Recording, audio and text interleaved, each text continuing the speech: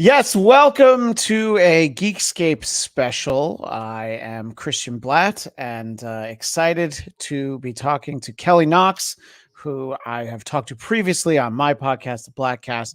You'll find that episode where we predominantly talked about a book still available, still a great gift for Father's Day, Star Wars dad jokes. We'll talk a little bit about that too. But before we dive into the main focus of our conversation today, Kelly, how are you? I'm good. How are you?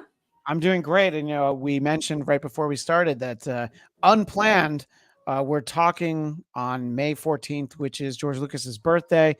And he's 80 today. So happy 80. birthday to George. And Yeah. yeah, it's, there's always reasons to celebrate Star Wars, especially in my household. But, the last time I talked to you, I had mentioned that something that was coming up was the 25th anniversary of Phantom Menace, which since then I have taken my son to see it. He had never seen that one. He saw episodes 4, 5, and 6, and then he couldn't decide where to go next. Mhm. You know, he's like, do I go to episode 1? Do I go to episode 7? And I tried to be helpful, and I was like, the Mandalorian is actually right after Return of the Jedi, or close enough. And he couldn't decide, but I'm like, well, we can go to the movies and see episode 1, and yes, there'll be popcorn and an icy. So he was sold. Yep. And I hadn't seen it in a while, and there's a lot of things that I always liked about it, but watching it with an 8-year-old, I didn't want to ask him any leading questions. I wanted to know who his favorite character was, and he said the same thing that he does for every Star Wars movie: R2D2. And Oh, it's not a wrong answer. I no. mean, how could you not love R2D2? Obviously adults have an opinion of Jar Jar Binks that I didn't want him to have. Not all adults, just some. And I was like, what'd you think of him? He's like, oh, I thought he was funny. I'm like, all right. What was your favorite part of the movie? So he liked in Naboo when they went underwater because at almost 9 years old, he wants to be an oceanographer. So even though they're imaginary creatures, he's like, oh yeah, that was the best part. So I'm like, great. And he thought the movie was a little long, and I'm like, yeah, you know what? Most are. But Yeah. it's fine. It's if we were at home, we could have taken a break, but he hang in there. I took him to see a Transformers movie last fall, and I made the mistake of going a Friday afternoon after school, and he was just out for the entire third act. He just passed out. That did not happen for Good. Phantom Menace. So it's fun to get to do that. So all of that is sort of my way of sort of catching you up on what I've been up to. But I want to give our audience, because this is probably a different audience than the last time I talked to you, explain a little bit about your background for Mhm. StarWars.com and how that sort of leads into getting to do books like the one we're about to talk about, the visual archive to Return of the Jedi. Yeah. So I started working on Star Wars professionally on the game Star Wars Galaxies. That was back, I don't even want to think how long ago that was now. 2007, 2008, I think I worked on it. So that was my first professional work on Star Wars. I became a freelance writer when my daughter was born. I stopped working and I worked at home. And so to pass the time with her when she was really little, we would do crafts that I made kind of Star Wars themed. And I started sharing them online. And eventually that caught the attention of StarWars.com's editor. And he asked me if I wanted to make some for the website. And of course, I jumped at the chance. And eventually that turned into writing more features and interviews and all those sorts of fun things. And then that turned into writing books. And I'm very lucky to be where I am. Yeah, no, I mean, and it's great because when we talked about Star Wars dad jokes, I was planning to talk to you about that, and then I found out that you also had this book. It came out like a week later or something. It was like you had a Yes. very busy April, right? You had like 3 Yes. books come out, and on our show Marvel Movie Talk, we'll have a chance to talk to you somewhere down the road about a Marvel book that you had come out, but. I was very excited to read that you had done this visual archive for Return of the Jedi, which our visual audience can see right now. And I will it'll be in a thumbnail for this episode for when people listen. Now, when you and I spoke last time, I referenced that growing up, I had always had the Return of the Jedi sketchbook. The difference is Yeah. that now I found it. Oh, good. Somehow I had 2 of them, and I don't even understand. One of them must have been my brother's. And I mean, even as a kid, so I was 7 when Return of the Jedi came out. even younger than my son is now that I say it out loud, which is crazy. And I always loved stuff like just seeing like, the sketches for what ended up being realized on the screen. That was always cool. But it's like, oh, the ideas of like taller Ewoks, squatter, fatter Ewoks, just the earliest stages. And I always loved stuff like this. So your book comes around 40 plus years later. And I'm like, oh, yeah, I still really like all that stuff, like getting to see all the behind the scenes. Yeah. Let's start off and talk about the beautiful cover. The whole book is amazing. I was lucky enough that Kelly made sure that I got one, and I have it here. My kids get to look but not touch. So who's the artist who did this beautiful image on the cover? Oh my gosh, I cannot remember her name. Did not. I'm sorry, I did not mean to put on the spot. I know it starts with that. Okay, but it's amazing. The back cover has Mon Mothma and the Rancor. I'll show. Oh yeah, see, we just have the front. Yeah, right, exactly. So there's the back cover. That's what we're showing. All right, that's beautiful. I'm sorry, that was not intended to be a trick question. No, it's fine. It's fine. It's a beautiful image. It is. It's really. I'll see what I can do about finding her those. But there's so much inside of it, and we're going to share some of the images, just a little bit of them with the audience. But before we dive into actually putting the book together, talk a little bit about sort of the production design, the effects, the shot composition of Return of the Jedi. Obviously, both A New Hope and Empire Strikes Back, visually striking, had a tremendous amount of care.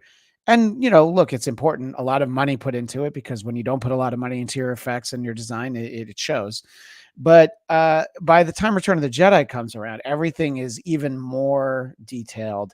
Mm-hmm. And I think that probably, Mos Eisley and A New Hope really kind of formed a lot of the design of all of Star Wars. But then so much of it, then it was expanded upon in Return of the Jedi, and so much that we've gotten, especially like The Mandalorian, it's reminiscent of this. So talk a little bit about looking at that aspect of it, and just that long road that poor R2-D2 and C-3PO had to go down just to get to the door to be rudely told to go away. Yeah, I did watch it quite a few times again, and I did a lot of research for this book. And then for the special effects in particular, a couple of things struck me. One is that when George Lucas was putting the story and the script together, he doesn't really tend to go into a lot of detail about the space battle. He actually leaves a lot of that to the storyboard artists, which you had the book from the Return of the Jedi sketchbook. That's Joe Johnston. He had a big hand in a lot of the space battles. And so they would come up with ideas and, of course, show them to George, who would do his, classic, like it, don't like it, his Sure. checklist. And they would, build from that into the space battle that we know. And like you said, by this time, special effects had just gotten better and better. The shot in the final battle with the Death Star, where the Falcon is flying towards the camera, because he says that thing's operational, he turns around and he goes the other way. That was the most complicated visual effects shot ever been done at that point in history. So Return of the Jedi was like a really big step forward, I feel like, for ILM and all those guys who put in so much hard work. Yeah, and I mean, it's again expanding sort of on the ideas. I mean, the Death Star in Return of the Jedi, it's so much more elaborate because it's not finished. It's not that it was easy to make a model for the original Death Star, but it was like, okay, it's going to be round. Well, this one's not done yet, and just getting things like the throne room, and I was always impressed by the red-clad Imperial Guard who stand in the Emperor's Palace, because in that movie they never really do anything, and they're just standing there threatening. And I'm like, yeah, they look exactly like they should. You're like, yeah, I'm not going to try anything with those guys around, right? And it was maybe not my favorite action figure, because I'm like, all right, he's going to stand right here and guard the door. He's going to stay there the whole time. Yeah, but Yeah, and as I mentioned to you last time, I weight the Star Wars movies based on when I saw them, and in a lot of ways, Return of the Jedi really is my favorite because of how excited I was to see it when I was 7, Hmm. and it just had that. And last year for the 40th anniversary they had it back in theaters, and I took my son to see it then. And look, anything that people like that much, of course you can find things to not like about it, but me as a 7-year-old, me as a now 48-year-old, I still love it. I still Hmm. think it's I'm glad we've gotten so much Star Wars since then. But if it was all we'd ever gotten was just those 3 movies, it was a perfect ending. And that's what we thought too. Yeah. I mean, for a really long time, Yeah. it was, until the and in your book you touch on some of the stuff that happened in the immediacy, like the Timothy Zahn novels, and the Marvel Comics series continued for a while. And I mean, I think even in those days, as a kid, I would read them and I'm like, I don't know. I don't know what the word canon is, but I feel like this isn't it, It doesn't count. Yeah. But I mean, look, and I loved it, especially like before Jedi came out. It's like, well, at least I can count on a Star Wars story to show up on the newsstand every month. And just to the way it ends, and you're like, okay, yeah, so this is a great it is Anakin Skywalker's story, even though there's so much more of his story to be told a few years later.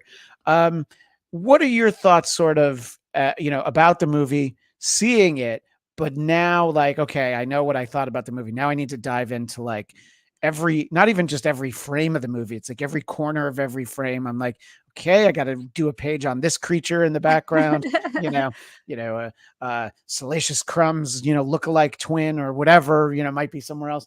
Uh, to really dive into it, what was that like to just go from like, oh yeah, this is a Star Wars movie, it's great, but to really start combing through it, talk a little bit about that.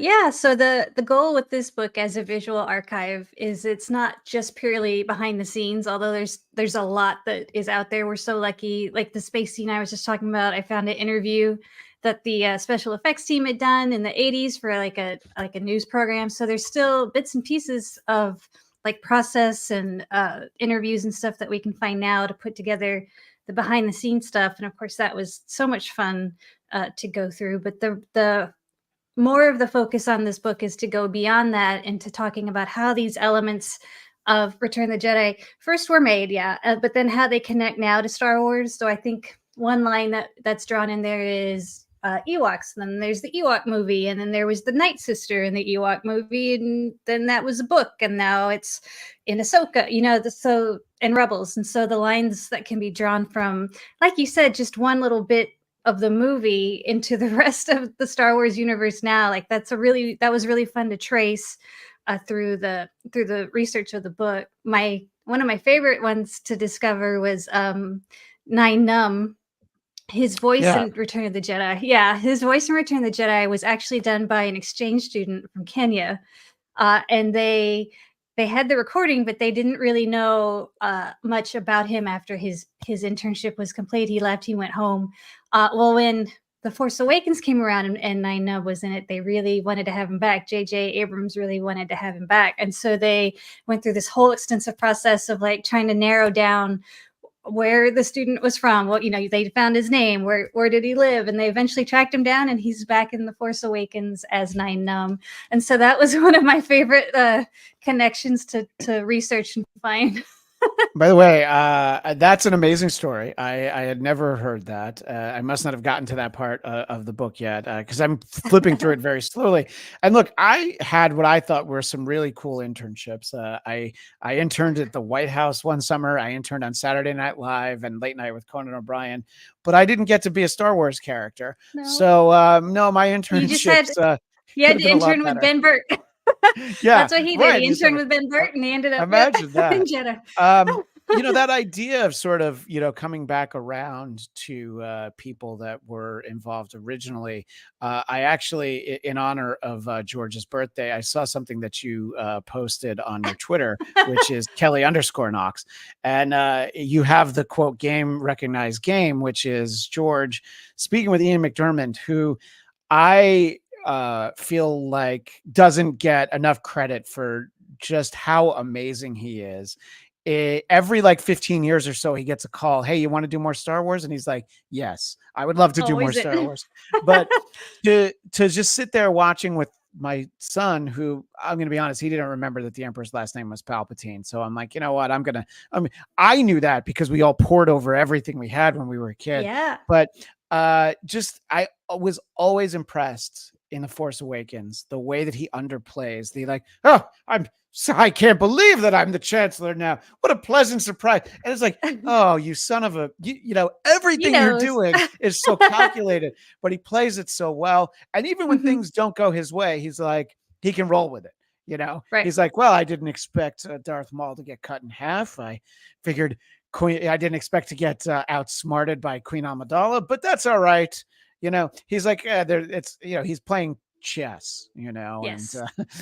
maybe He plays the maybe long some game. he definitely plays the long game, but so it's always great to see him and sort of the way. So I was excited by that image that I shared, but it's just great to think about, the people who get to be these characters, getting to do it, and I know that the the actor who was inside the Boba Fett suit in Return of the Jedi, his name's Jeremy Bullock, and I think he passed away a few years.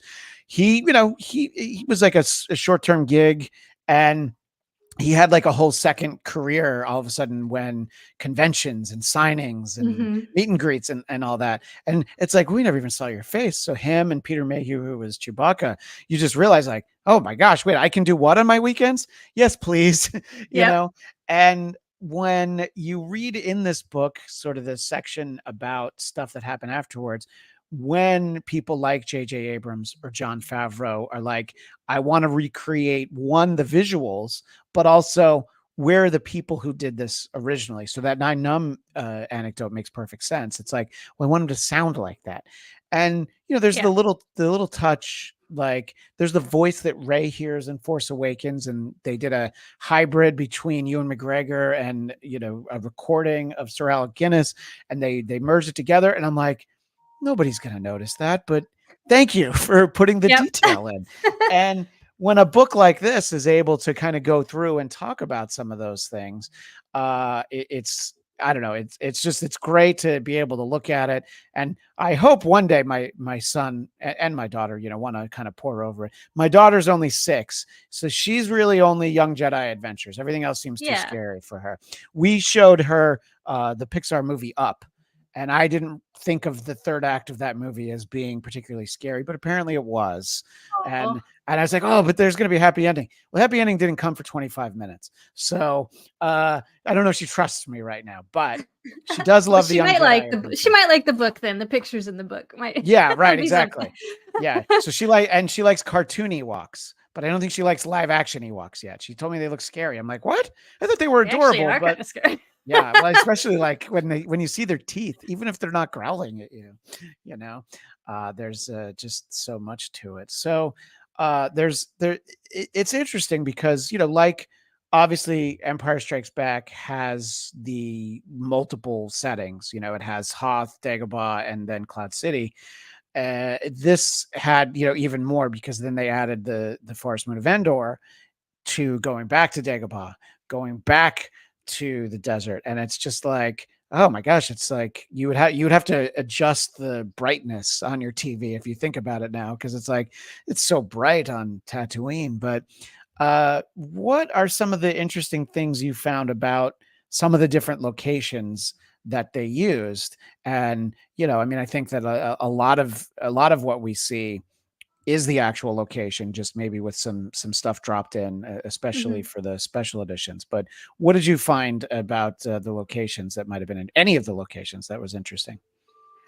There's one. I think it's sort of a well-known story by now, but for one of the first early screenings of the Return of the Jedi, George had screened it for some of the staff, and somebody kind of raised their hand and said, "So, what happens to Darth Vader after they escape from the Death Star, and George realized that he had kind of left that open-ended. Yeah. So at the very last minute, they scheduled a shoot at Skywalker Ranch. Mark Hamill came back to film, and they filmed the funeral pyre scene. But the woods and the whole scene itself is just there behind, I guess, the house at Skywalker Ranch, which I thought was just a brilliant use of what they already had and a way to kind of wrap things up that he might not have thought of otherwise for that test screening. Although from what I understand, it was like a really miserable, long, rainy night for Mark Hamill to film that. But I would, that's now I would one of the most imagine. iconic scenes. Yeah. And just imagine like if that doesn't happen, so that if everybody in the You'd audience is wonder. like where does Darth Vader go? And Yeah. yeah, and you know, the actor who plays Darth Vader under the mask, Sebastian Shaw, I believe is his name, but I get confused because there's a member of the Hellfire Club in the X-Men whose name Who is is also also Sebastian Shaw. And yes. let's not confuse our Sebastian Shaws. And I completely understood why the later edition, they replaced him with Hayden Christensen. I just felt bad for him, you know, the actor. I mean, you know, it's like, oh, Right. you were in Star Wars, and you still get to be seen your face from under the mask, but they replaced you with the younger version, and that is such an iconic ending. And you know, I make the case, as wonderful as the improved effects were in the special editions of all of them, for Return of the Jedi, I had to concede that, yeah, everything's better. But as a child, I had this beloved 45 record where the A side was Ewok Celebration. Yeah. The B side was a song called Lapti Neck, or Lapti Neek.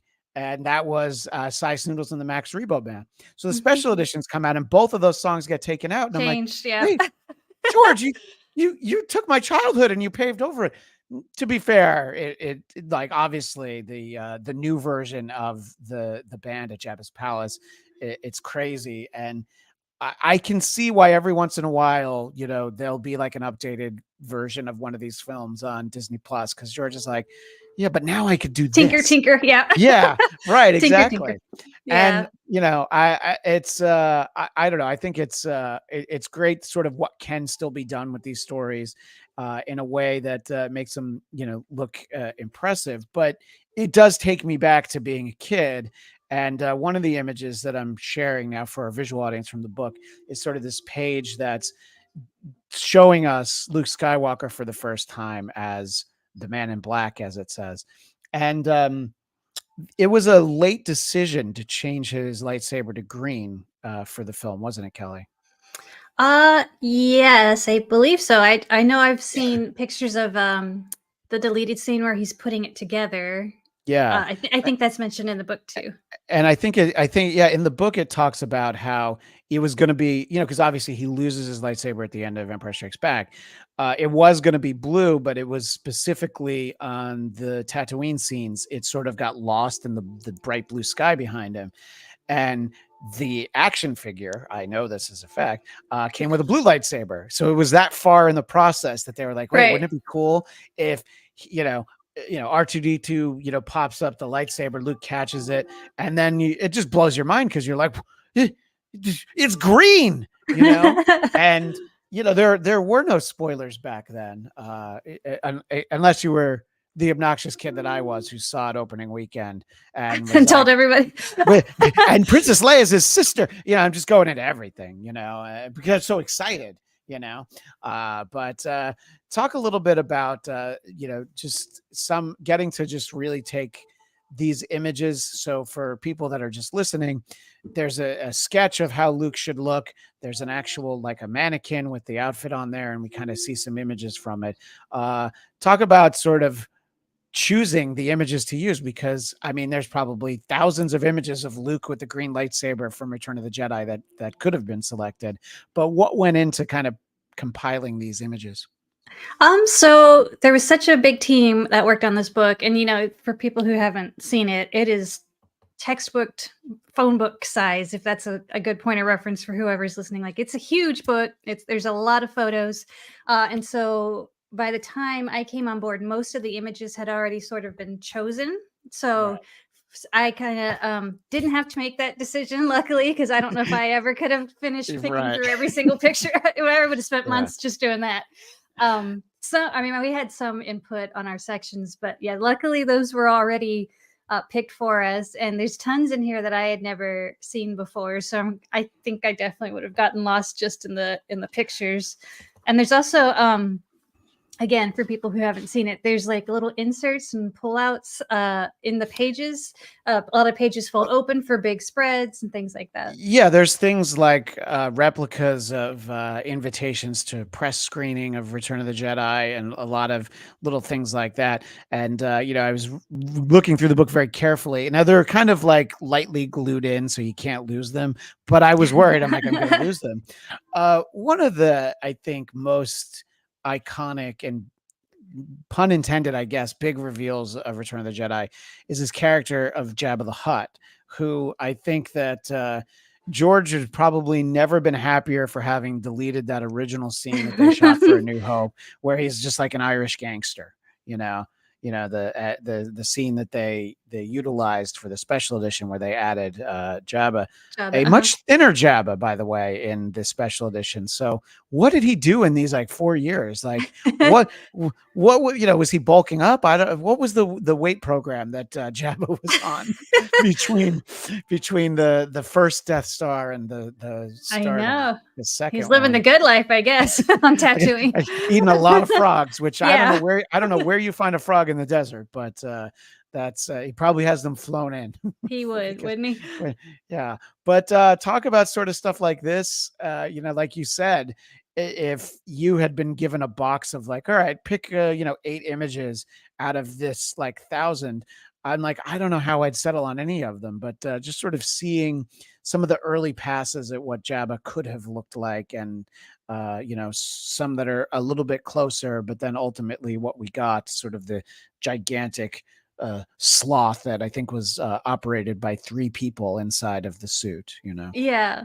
Well, what was really interesting when I was researching was to kind of learn that a character could have a different everyone had like a different origin where they would get their name or their look from.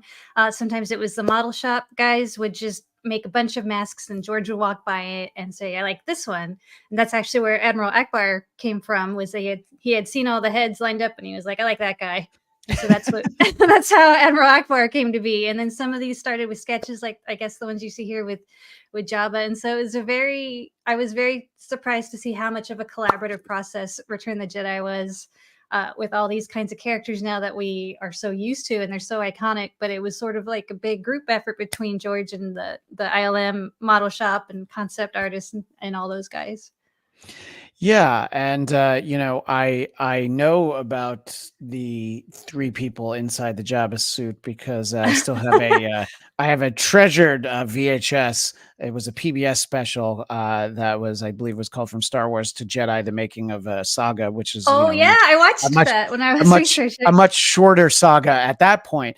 But just like all the behind the scenes stuff, it just like blew my mind. And like how did 3 grown-ups fit inside the Jabba suit, and all that stuff. And like one guy by himself was the tail, I remember seeing. Right. Yeah, exactly. Puppeteer the tail. I can't imagine what inside that suit might have smelled like after a long day. And just to circle back, I wanted to give credit to the artist. And I don't know how to say that, but it looks like Ice Anafada perhaps. But of course, you can see that this is coming from Wikipedia, which I should have just gone right there, Kelly, because they, as much as I love Star Wars and as much as I've seen and, the bits that I've read of Star Wars, one thing I would never do well at is like a Star Wars, like Trivial Pursuit or Star Wars Trivia Night, because I'm like, I know the stuff, but as like people probably put up their nose and like, you don't know this character from the background of, this show and all that. And I'm like, I know the names of characters because of the action figures. But I'm like, if Pruneface has a name other than Pruneface, I don't know it, because, there's a Hammerhead and Pruneface, and these are all great names, but you feel like they should have had probably something. Sticking with Jabba's palace, though, I wanted to talk about just some more incredible design that went into it. which is of course the Rancor pit, which is again just such an amazing sequence, especially when you're a kid and Star Wars had never had anything like this. This is almost like out of, I don't know, like Jason and the Argonauts or something like that. The giant beast, and the idea that it was recreated for Book of Boba Fett, where we have Boba Fett riding a Rancor. Obviously not this Rancor. We know what happened to this Rancor, Kelly. But to be fair, we also know what happened to Boba Fett in this movie. So I guess, no one's ever really gone. Yeah, right, exactly. But a lot of the things that I was reading about Book of Boba Fett, it was sort of what I alluded to earlier, just the importance to Jon Favreau, Dave Filoni, and everybody involved, that it's like, no, it needs to look like Jabba's palace. Yes, we're going to parts of it we didn't go to before, but it still has to look like it. And I love the little touch that Bib Fortuna also, Jabba's right hand. That's not for you. That's for people in the audience. That also just like, oh yeah, it's been some good years for Bib Fortuna, because he's not as slim as he was in Return of the Jedi, and he's not as skinny as he is in Phantom Menace, which only because I saw it a week ago do I remember now that, like, oh yeah, of course he has to nudge Jabba awake. How you can fall asleep during a pod race, I don't know, Kelly, but I don't know. I guess when you've seen a lot of them, that it's just another day for Jabba. Yeah, right, exactly. But talk about some of how the book focuses on that, about how Book of Boba Fett has as a location this place that obviously was, a set that had been built 35 years earlier, and the detail that goes into, like, let's get us a new Rancor, let's recreate Jabba's throne room, and then we'll go into the kitchen. We'll do a lot of that stuff, which the book does a great job sort of pulling on these threads from Return of the Jedi and following them to more recent editions. Yeah, there's so this wasn't my section, but I do know that but I do know that 88, the droid that's in Book of Boba Fett, was another character directly pulled from Jabba's palace. Yes, which I know that character because I had the action figure. Yes. And in Book of Boba Fett, he works at, I don't know if it's at the same cantina, but he's like a bartender. 8D8, that's you can't put a good droid or a bad droid down, Kelly. Even an evil droid can be. I love him in Book of Boba Fett because they got Matt Berry to do his voice, which was just a perfect fit. But yeah, so it's great to have a book like this where you can trace those kinds of characters where you're like, that guy, I thought he looked familiar. And then you can find out through here, like, oh yeah, that's where he came from. Right. Like you said earlier, like the smallest characters, they still find a way to bring them back. And I really like that about the current Star Wars that we get now. Yeah. And, the book focuses on things like, obviously, disguises. So, early in the film, we have Princess Leia as the bounty hunter Bausch, whose name's never actually said. But again, if you had the action figure, you knew. And then Lando had his disguise, which I was thinking about it as I was reading, that it's like, it has to be like a convincing disguise, but we as the audience also have to know when he pulls it down. I'm like, oh yeah, okay, that's Billy D. Williams, and it's interesting to think about. And it was one of the things that surprised me in The Mandalorian, that Din Djarin had no idea who Luke Skywalker was. And it's not that it's hard to believe, but you just wouldn't have thought of it.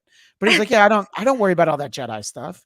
You know what I mean? He's like, no, so it's like, all right, maybe not everybody knows Lando Calrissian, but Boba Fett might. So you got to have a good disguise. And I think that some of the even like one of the earliest designs of that Lando costume, it's like, oh yeah, it might as well be what they ultimately did. And that's some of my favorite stuff to look at in this book. Is just sort of the sketches, and as they go through it. What are some things that are sections that you put a lot of time in that jumped out? And I'll see if I can share anything from it. I have so many images from the publisher that as I talk to you, I'm like, is this the right one? No. That's all right.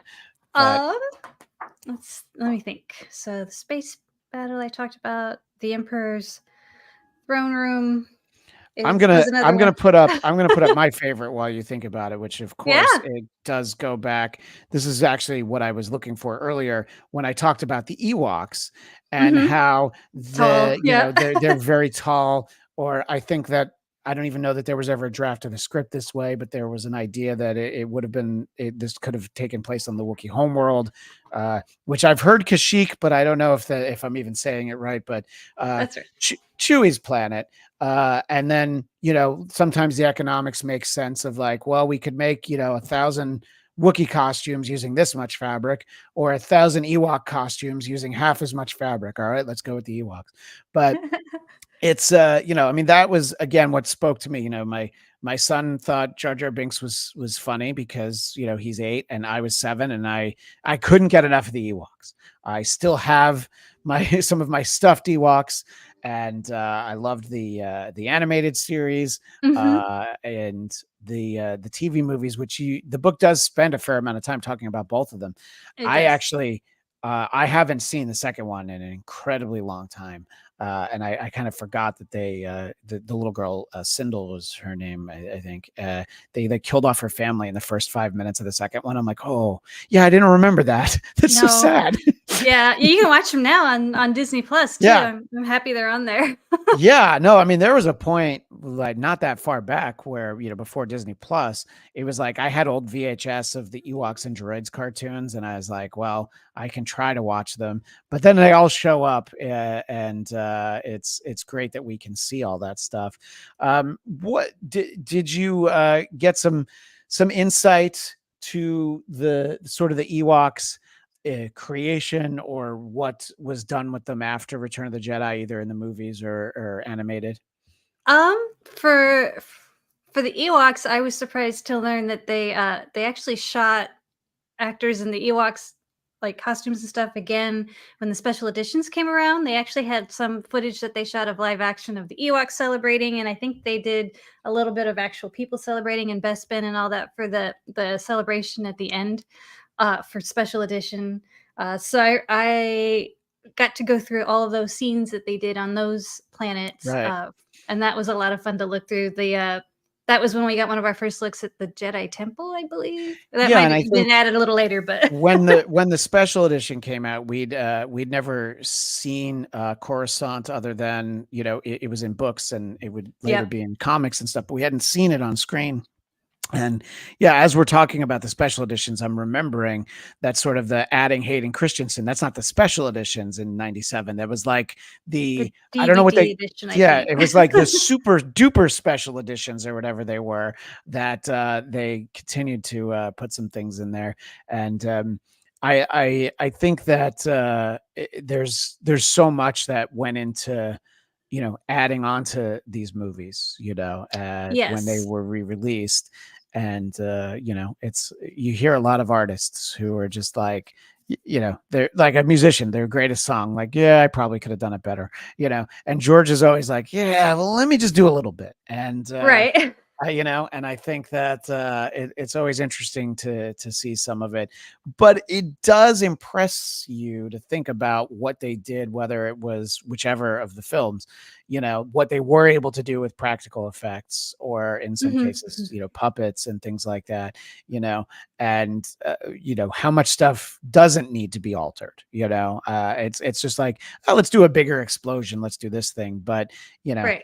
Max Rebo, the like the elephant nose guy in Jabba's palace who plays the keyboard, he's still the same guy. It's you didn't really need to change things like that. No, I think he just George Lucas just wanted some sections to be just a little bigger, like the celebration at the end. He really wanted to show like the whole galaxy celebrating, I think, and that's where we got eventually the Coruscant scenes that Doug Yeah, Chang, who did all the designs for Episode 1, he was involved in adding Coruscant to the end of Return of the Jedi, which is awesome.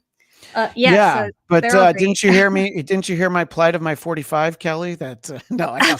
I know.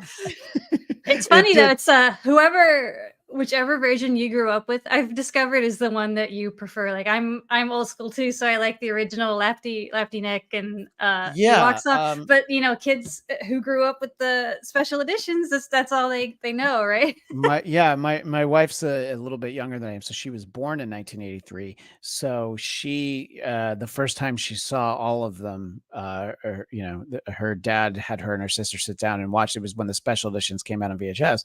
So she never saw it without the Jabba scene, without Hmm. without the big production number. So it's it is always interesting to kind of go back and look at things that got replaced, and you're like, oh yeah, that looked really good for 1977, but it clearly like looks better, now, like what they're just, it's crazy to think about what they can do now, just, Yeah. the fact that even in Phantom Menace, there's still like matte paintings in the background. I know that a lot of it was shot on green screen, but still sometimes you're going to use the matte paintings, which I think are so well done and used sparingly. Not to jump fandoms for a moment. I always felt bad that Star Trek did so much on a TV budget because of the fact that sometimes it just didn't look as good, because it was like, well, we're going to walk in front of this painting and you're going to have to believe it. But Right. movies like Star Wars, it's always able to look a little bit better, and see some of that stuff. But let me bring up an image that it was exciting because it was another character that we got to meet in Return of the Jedi, and we've really spent some time with Mon Mothma Hmm. because of Andor, and you're going to see me pop out for a second, Kelly, but just your thoughts on sort of the way that these characters are introduced, and just so much more ends up being done with them in live action and animated series. Yeah, so that's like I said before, that was one of the things that was the most important for this book to really address was their connections and their legacy throughout the galaxy. I think Mon Mothma, like you said, is a prime example.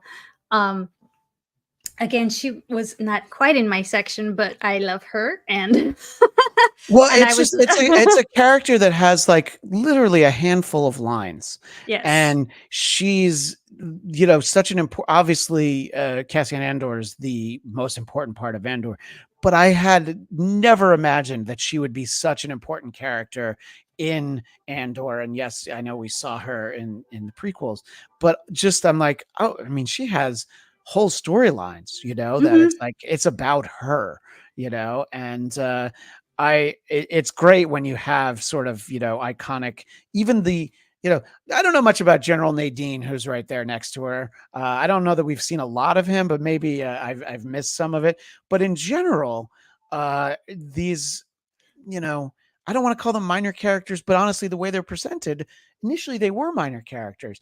And like, Hmm. oh yeah, but if you get the time to tell the story about Amon Mothma, it's really impressive what they're able to do. And anytime they want to do a standalone Admiral Akbar origin story, please let me know, because I will always sign up for him. I mean, Yeah, one of the first memes we ever had was him saying it's a trap from that's Return of the true. Jedi. And I don't think it's still there, but you used to be able to go to it'satrap.com and it would just be him again and again saying that.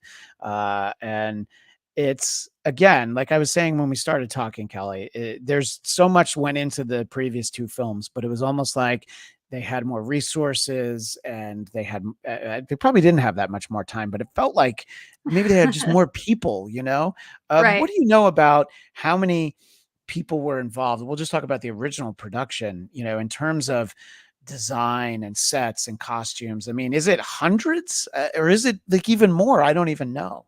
I don't really know either. I just know that it kept increasing with every movie. Right. Even like the but because of the amount of secrecy increased too, so it's kind of really hard to know a lot about that time.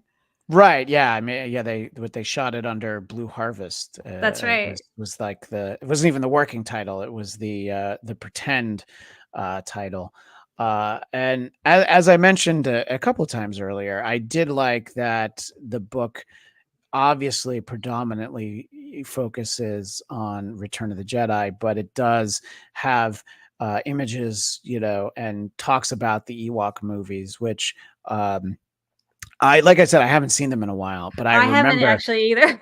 I just remember that I was able to buy the poster that you see right now through the fan club. So of course I bought it without ever having seen the movie. Right. And I was just like, as a kid, I was like, oh yeah, okay, there's a story with the humans, but can we get more Ewoks on the screen? Um, One of the best things in the book is it's a letter that Warwick Davis wrote to Oh George yeah. Lucas.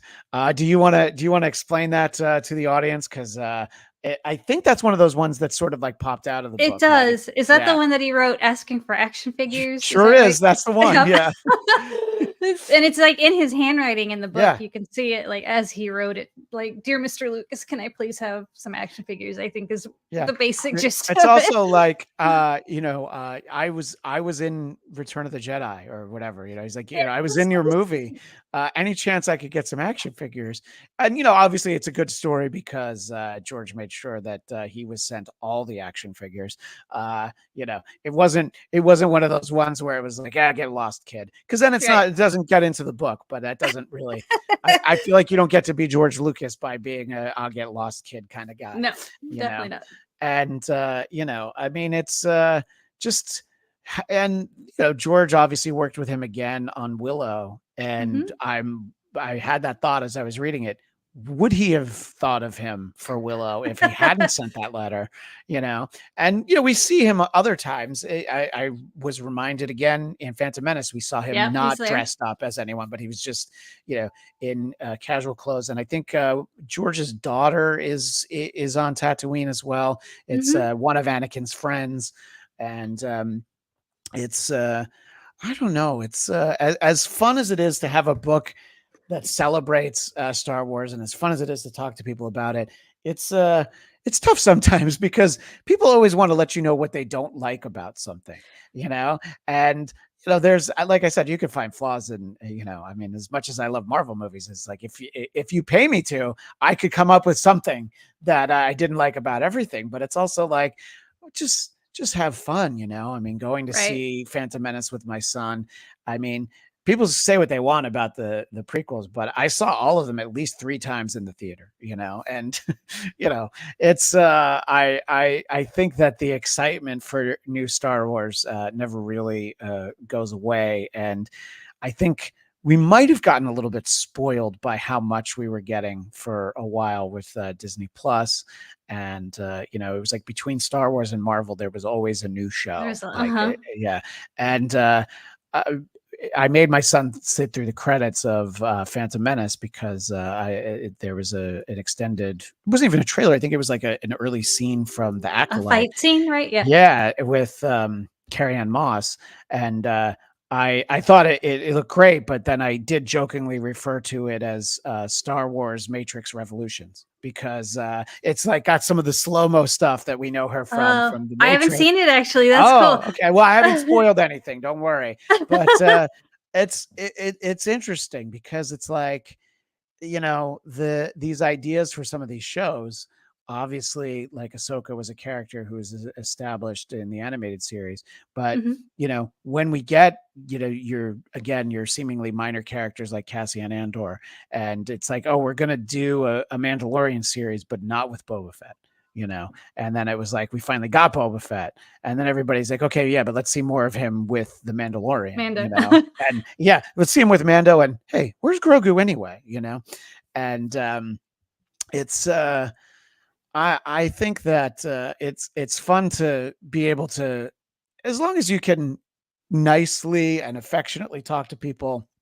I might have a Star Wars film that's not my favorite that I try to kind of, that people know, to have that I might try to wind them up sometimes by talking about.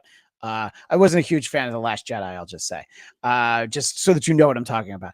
But and it's also like, oh, okay, yeah, he's just saying that because there are plenty of people who are like, it's in some cases it's their second favorite Star Wars movie after A New Hope, and I'm like, great that people are able to find these things, and that we can talk about them, and they mean so much to us, that all these Yes. characters mean so much to us.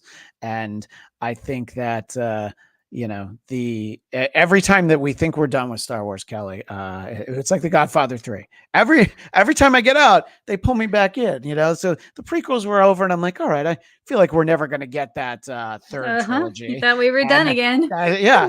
And then, getting to, getting, and I think that, Force Awakens is that sort of that perfect mix of like, hey, here's all your old friends. And then look at all these new characters, and, I think that that's going to also be sort of the legacy for some people that like that's their first Star Wars. So it's Yeah, like, definitely. like they like Poe Dameron and Finn, maybe even more than Han Solo, than probably not Chewbacca. I think everybody's going to always put Chewbacca, and my son will always put R2D2 in there. Before we start to wind down, are there anything that, a section you didn't work on at all, but like flipping through the book, you were like, oh my God, this is amazing. Is there anything that like blew your mind in this book? Because obviously you working on it, you're kind of cheating because you know what's going to be in there. But Right. yeah, so like well, I mentioned the I'm not quite sure what the word is other than like the stuff you can pull out, but the Polaroids that we said we were talking about earlier that you're afraid might fall out, those I had no idea were in there, and I just thought they were the cutest thing that the Polaroids are of costume test, I believe, of the rebels on Endor. I found it. I'm gonna try and hold it up, but because of my virtual background of the Ewok village, it kind of gets lost. But yeah, that this was one of right my here favorite is things. a recreation of a Polaroid. Yeah. So. And you can you can pull out a whole set of them, I think, from the thing. So I'd only seen the book digitally, so like seeing all these kinds of little things in there was a really nice surprise. And the big fold out pages, like it's such a pretty book. Yeah. This is one that it's going to be hard for me to show, but it's two Ewoks on set with the what do you recall that, the clapboard, like right before the take. And like I said, I always loved behind the scenes stuff. And there's so much in here, and it's so beautiful. I mean, there's a whole section on Jabba's entourage. I mentioned Salacious Crumb earlier, and Bib Fortuna, and just sort of operating, the puppets and the people that were in suits. I mean, just so much goes into this book, and it's like, if this were, I don't know, like a sci-fi movie that I didn't love, I could still see myself pouring through it because I'm like, oh, look at how cool this is, Right. But even if you think everything there is, or you've seen every picture there is for Return of the Jedi, I promise there's something in this book you haven't seen before. And I mean, and it's it's so much. And there's the fundamental point that there was that moment in time where this movie was going to be called Revenge of the Jedi, and George just felt like, well, Jedi wouldn't really seek revenge, but he's like, I'm gonna put that title on the back burner. I feel like I can use revenge of something down the line. And it like we said sort of at the outset, Kelly, it's this great punctuation mark to what was just this middle part of the trilogy, and it was a fraction of the story that he wanted to tell. And just the amount that went into this, I can't recommend this book highly enough for people, because I'll tell you this, Kelly, this book is so good I would have paid for it if I had to. Nice. That's a nice compliment. Thank you. They sent it to me. And then of course, before we let everybody know where they can find you, let's mention one more time, Father's Day is not too far off, is it, Kelly? It's not. And Star Wars dad jokes. I remember I read to you a few of some of my son's favorites when I talked to you on my podcast, and I enjoyed flipping through it, but my son just adores joke books and remembering the jokes. And now that he's seen episode 1, I feel like there's at least a couple dozen more jokes that he's going to get now. There's probably going to be jokes about Watto and pod racing and all of that kind of good stuff. So people can get the visual archive to Return of the Jedi, wherever you get books, if that's Amazon or a bookstore. I believe that's the best place to get it. But and I mean, if they want Star Wars dad jokes, you can get it the same way, And Yep. I mean, it's actually the right size to be a stocking stuffer. It's just the I was wrong gonna say holiday. these two books are pretty much polar opposites because the Jedi book is huge with these like high quality photographs, and then the Star Wars dad jokes is like itty bitty with some of the Yeah, funniest I'm gonna lose illustrations ever. I'm gonna lose my Ewok background just to be able to hold the two of them up. Yeah. Yeah, really it's almost like this is R2D2 and well this is bigger than C3PO, but And that's the Death Star. Exactly. So well it's always delightful to get to talk Star Wars with you, and I you look too. forward to getting a chance to talk Marvel with you before too long. That book is available now, by the way, the Marvel book, right? Or is it? Yes. Because you had 3 books come out in April, right? Yep. So all of these, all 3 of these are up.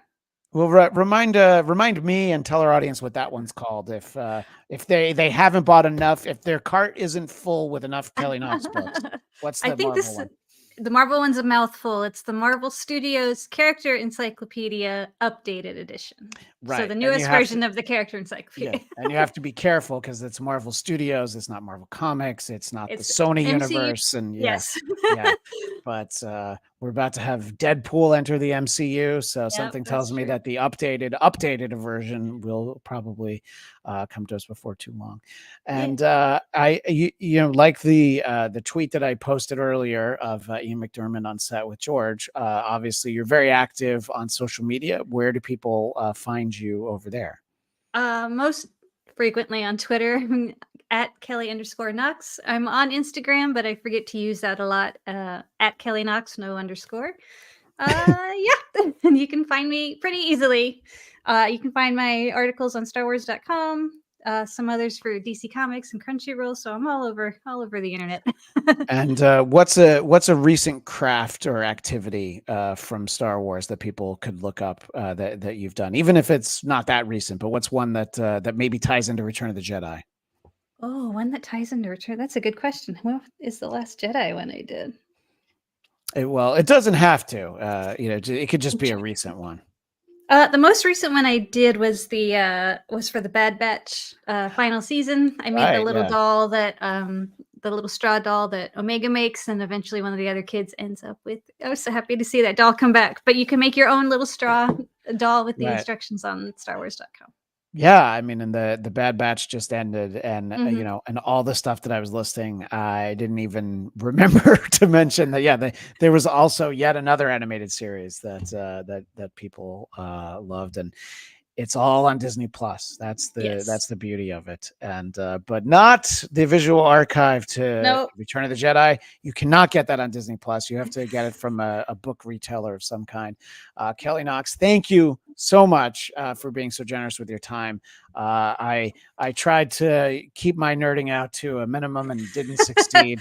I never came up with a good excuse to tell you about why I had gotten my Darth Vader carrying case that after I took my son to see Phantom Menace. I was like, all right, well, let's take a look at some of the stuff that I have. And yes, it's filled with Empire Strikes Back figures. Yes. Where's he at? Vader behind me here. He's from the 1983 Don Post line of helmets. So that's the Return of the Jedi. Oh, Vader back there. Yeah. Oh my gosh. Yeah. This I was of the age where I wasn't thinking about collectibles because I put a Darth Vader sticker on the back of it. But that makes it better. Yeah, exactly. I think. Yeah, exactly. No, it's good to make these things in a way where they don't have resale value, because then you won't resell them and my kid will get to play with them. That's right. Well, Kelly Knox, thank you for giving me an excuse to celebrate Return of the Jedi, as I so often do.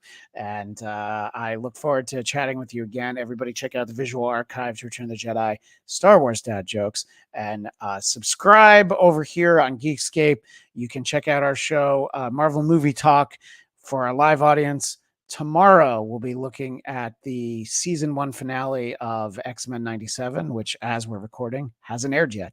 So I have no idea what we're going to get, although I have some ideas from the way episode 9 ended. But that is all the time we have for now.